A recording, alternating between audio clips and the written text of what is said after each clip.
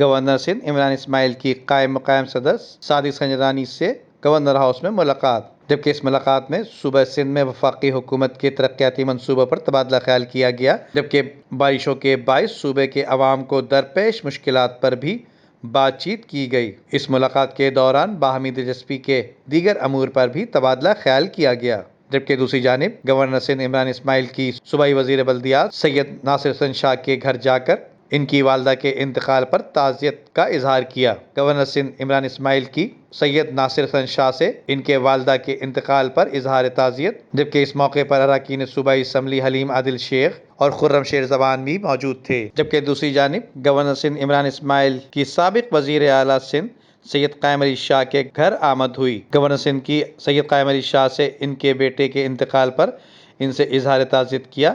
جبکہ ان کے ساتھ اس موقع پر اراکین صوبائی اسمبلی حلیم عادل شیخ اور خرم شیر زبان اور دیگر بھی موجود تھے۔ Nadeem Siddiqui, M7 city news, Karachi.